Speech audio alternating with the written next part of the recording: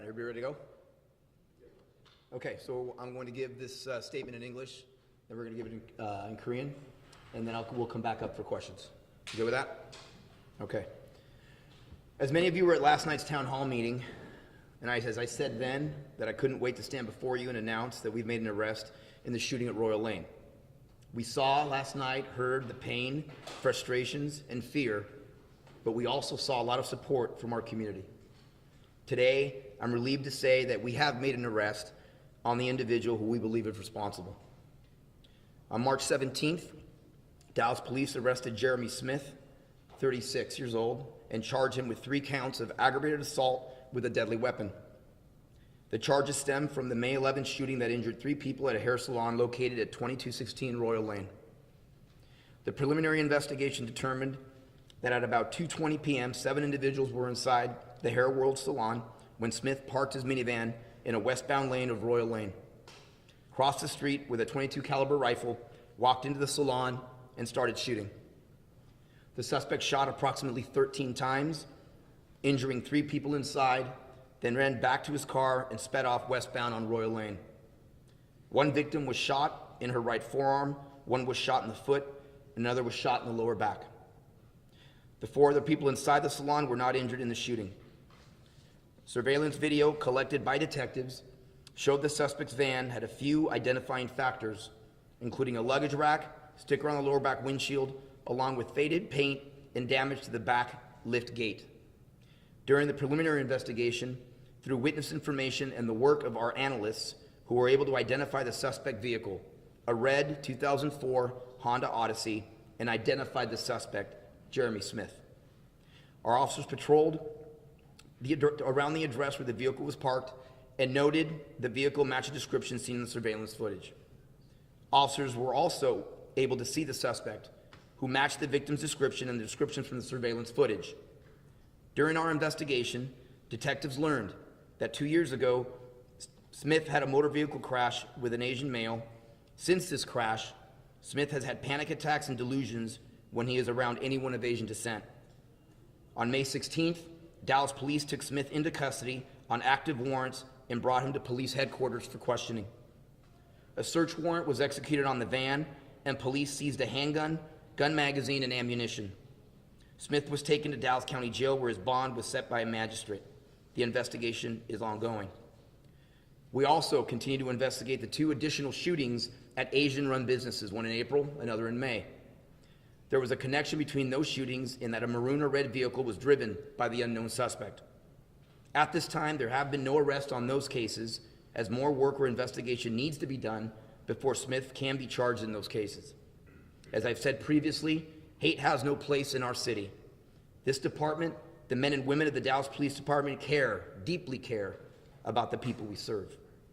This arrest is a result of the hard work, sacrifice, community support to bring a suspect to justice and to ultimately bring peace to this community, who rightfully so have been nervous, frustrated, and angry since this crime has occurred. We will continue to do the work to reassure this community that we're here to serve and protect you, and our entire community as well. We have 3 camera trailers that have been set up in the neighborhood, and we have added additional patrols to the area to make sure our police officers are highly visible. To the members of our city who have been affected by this crime, we are here to help. We also need yours. We know what is out of the you know what's out of the ordinary in your neighborhood. If you see something, please say something. Through better communication and interaction, we will have a safer Dallas. I would be remiss if I did not commend our assaults unit led by Lieutenant Calvin Johnson and the tireless, tremendous work of Detective Tim Johnston, who put in countless numbers of hours, and undoubtedly more will follow, as these cases are unique and complex. And finally, this case would not have had the outcome of today if not for one fugitive analyst that I have working in our unit, who has done tremendous work for us in tying these cases together and helping us identify the suspect vehicle, and then ultimately our fugitive unit, who does tremendous work and continues to take the violent criminal element off our streets. And with that, we're going to give it in Korean, and I'll be right back up for questions.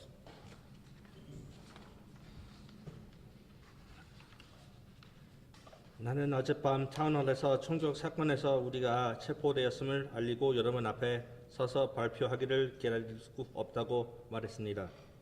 오늘 저는 우리가 그 체포를 했고 용의자는 거리에서 나왔다는 것을 자랑스럽게 생각합니다. 2022년 3월 17일 달라스 경찰은 제레미 스미스 36살을 체포하고 치명적인 무기를 사용한 가죽풍행 3건으로 그를 기소했습니다. 혐의는 5월 11일 로열레인 2216번지에 위치한 미용실에서 발생한 총기 난사 사건에서 비롯했다. 예비 조사에 따르면 오후 2시 20분경 스미스가 로열레인 서쪽 차선에 미니밴을 주차하고 정 22구경 소총으로 길을 건너 미용실에 걸어 들어가 총을 쏘기 시작할 때 7명이 헤어워드 살론 안에 있었다.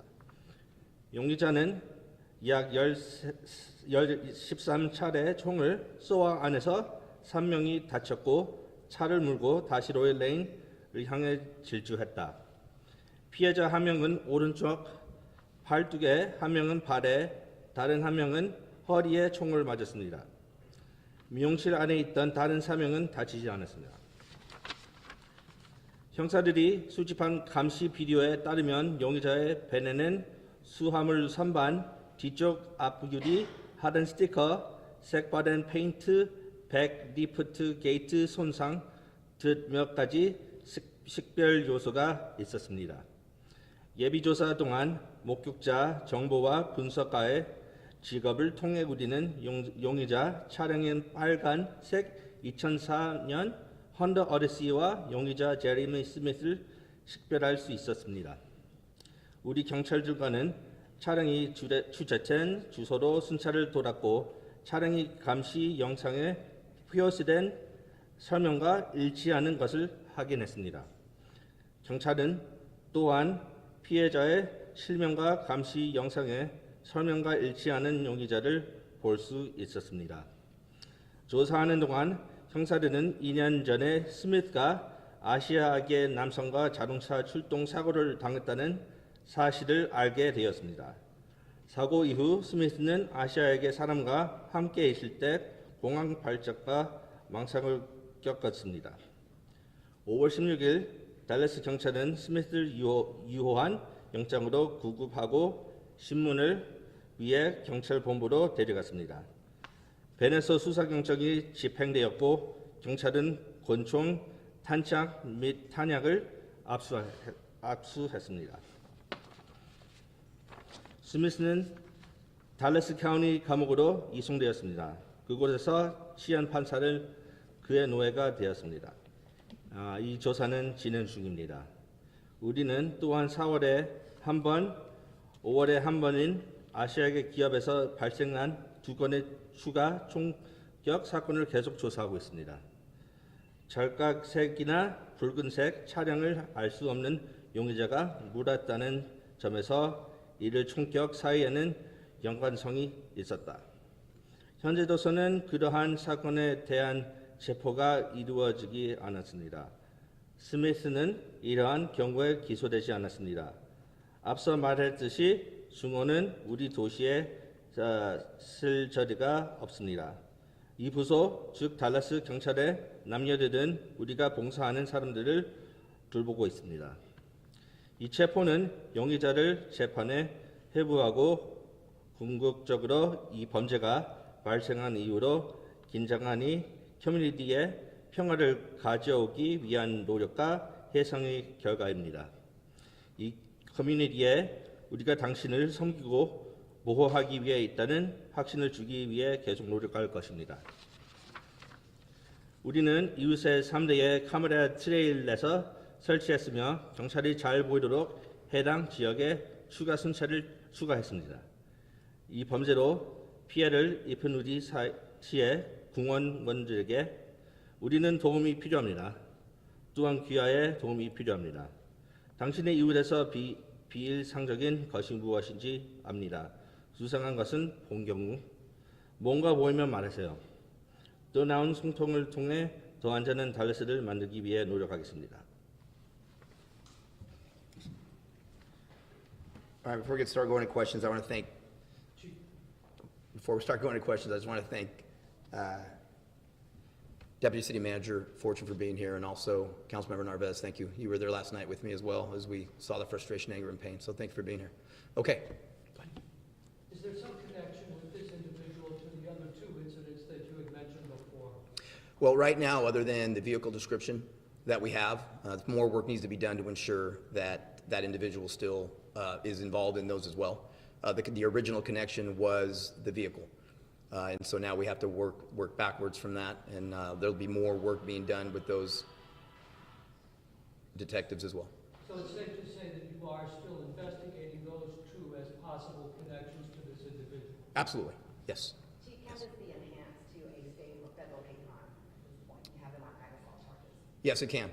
Yes, it can. Obviously, as the process works, it would be an enhancement if it's done at the state level, and we're still working with our federal partners with regards to that, but absolutely it can. Chief, do you consider this an issue of racism, or do you consider this an issue of mental health, or both? Right now, it's too early to tell. Right now, it's an issue of hate. It's an issue to hate crime.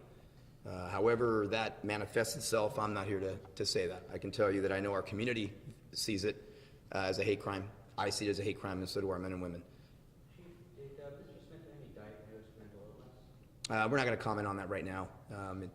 There's a lot more follow-up that needs to be done quickly to get this information out as fast as possible, but there's a lot more work that needs to be done. And I'm sure that information, if any, will come out in the future. Chief, you mentioned, you said he was arrested today. Did you apprehend him yesterday morning in DeSoto with your SWAT team and took him into custody? Did you question him? Did he provide information, more specific detail on that? He was brought in for questioning on unrelated charges yesterday. He was not arrested, and he was not booked for the charges that I'm talking to you about till this morning. Hablando acerca de los motivos, jefe, tuvo un accidente anteriormente con una persona de orientación. Tuvo un accidente con alguien así, tan sí, y después de ese tiempo ha tenido pensamientos malos contra esa comunidad. Were you able to confirm whether the firearms were registered to him and also the girlfriend mentioned to me that he committed a mental institution? Were you able to confirm that? We're still working on confirming all those things. Firearms? We're still working on confirming all that stuff. By process, they will get processed, and we'll be able to confirm that. As you all know, in a lot of these cases, the tremendous amount of work that goes on the front end oftentimes looks like the tip of the iceberg when you start setting up the case as it goes forward. So there's a lot more work to be done. Yeah, I was just looking, considering. No, hold on. Go ahead. Chief, in lieu of recent shootings in other parts of the country that were also motivated by race or ethnicity, what is the department doing to prepare or prevent this kind of thing from continuing to happen in Dallas? Well, again, as we talked to our community yesterday, more outreach, continue to do outreach.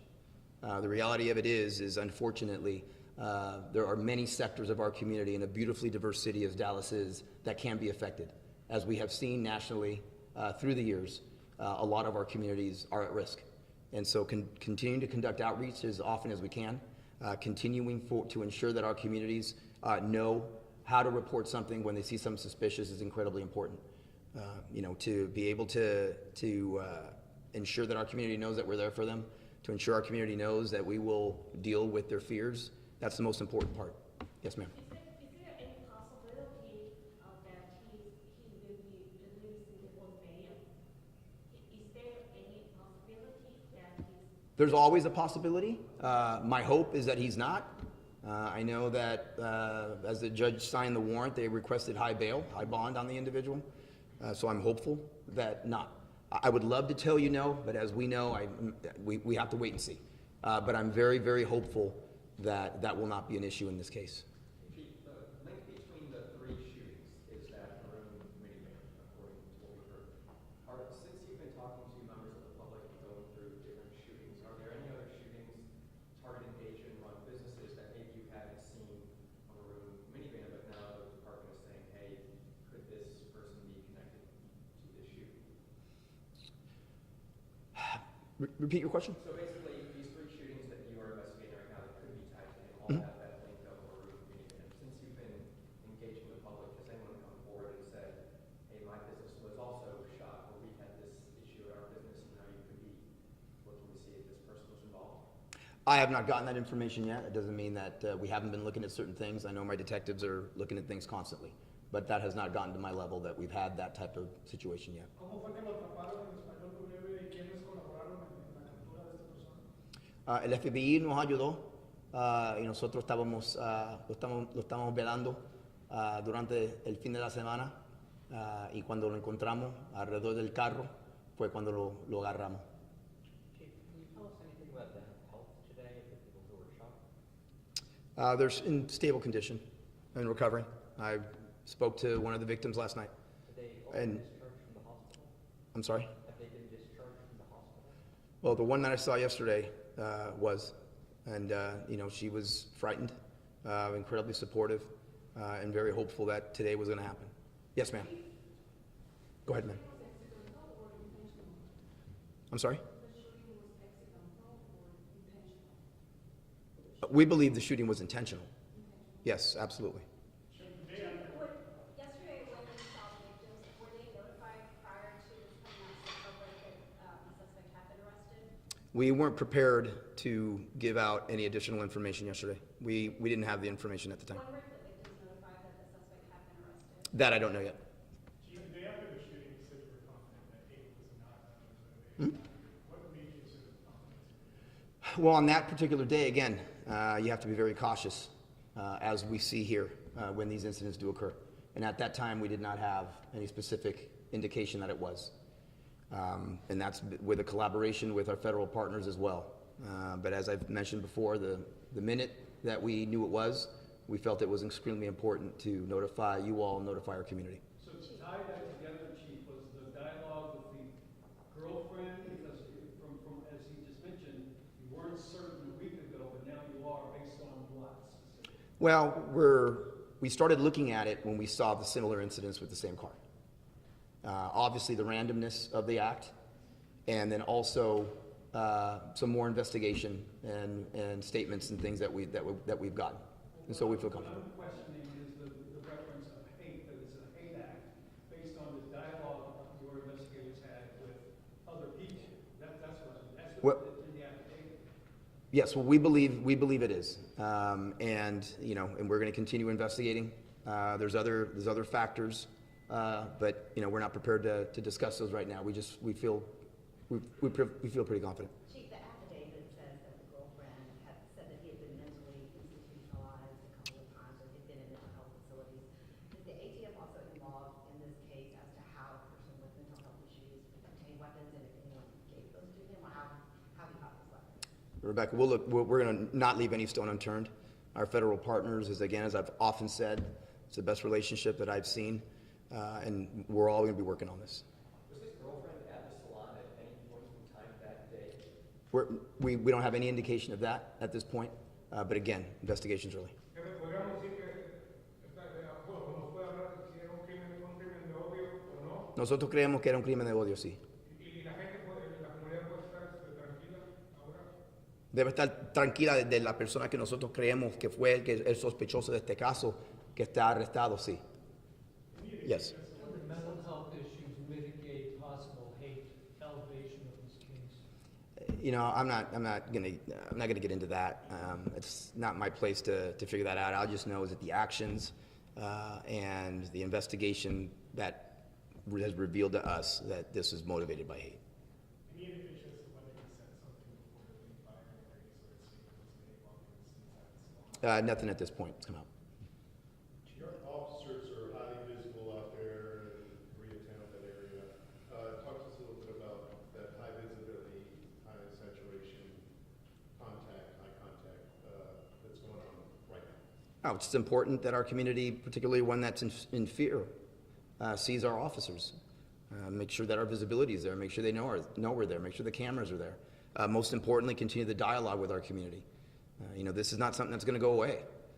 Just because this individual's in custody doesn't mean that we don't have to continue to do outreach, because we do. Because there's lives that have been changed forever because of this, and so we just need to continue to do the best we can to be vigilant and present. Are there any other planned roundtables with the Korean society, like the one that took place yesterday, since the other two cases still haven't been resolved and nobody's been arrested in those two cases? Yeah, there's going to be more. Do you know when? No.